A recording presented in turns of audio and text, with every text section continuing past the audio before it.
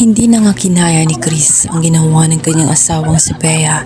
Malaking kahihiyan kung saan maraming nakakita ng naturang video. Kaya hindi na siya napakasimahan pa itong si Bea.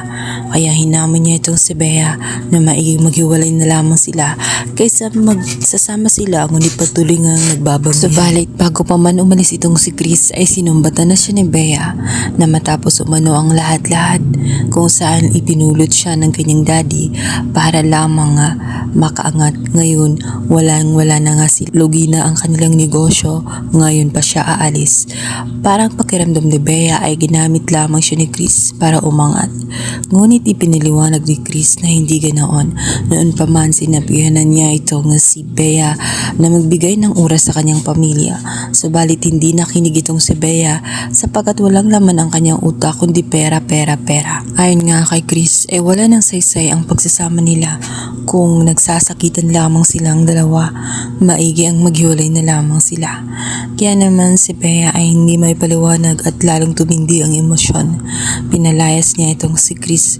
Subalit ang katotohanan sa loob-loob niya, hindi niya matanggap na hiwalayin siya ni Chris at lalong hindi niya kakayanin na ipagpalit siya pagdating kay Rosel. Matalino at tuso itong si Bea at gagawin niya ang lahat para bumalik sa kanya itong si Chris. At dahil nga sa kanilang ampon na si Belle ay gagamitin niya ito. Magmamakaawa siya dito kay Belle sapagkat sasabihin niya na wala na ang kanyang daddy at hindi man niya kakayanin na maging si Belle ay mawala sa kanya. Ngunit ang totoo ay gagamitin niya si Belle para bumalik sa kanya itong si Chris. Sa kabilang banda, dahil nga sa nangyari dito kay Rosel ay maawa naman ang gusto itong si Madam Jacinta. Ilang bisis na niyang pinalagpas itong si Bea, ngunit hindi na makatarungan ang pamamahiya ni Bea at sumusobra na ang kanyang pag-ukali. Sa pagkakataong yun ay i-remake niya ang attitude nga nitong si Rosel.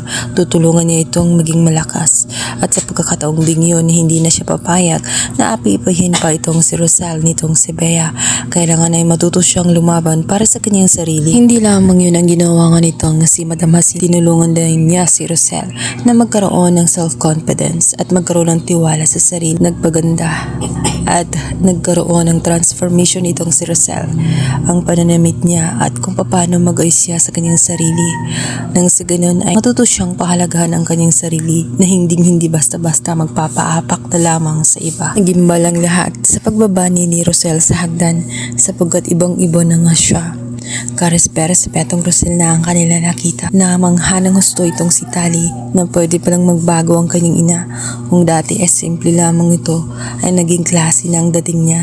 Kaya naman mas lalong maraming humahanga dahil bukod sa mabait itong si Rosel at napakaganda din niyang tingnan. Sa kabilang banda, ang hindi alam ni Rosel na habang siya ay inaayos ang sarili, wala siyang kinalaman sa hidden agenda na ginagawa ng kanyang asawang si Darius hanggang sa hindi na kayang takpan ni Darius at ni Melania ang lahat dahil mahuhuli na nga ni Rosel ang dalawa. Tuluyan na niyang malaman kung sino ang ahas na pinapasok niya sa buhay niya.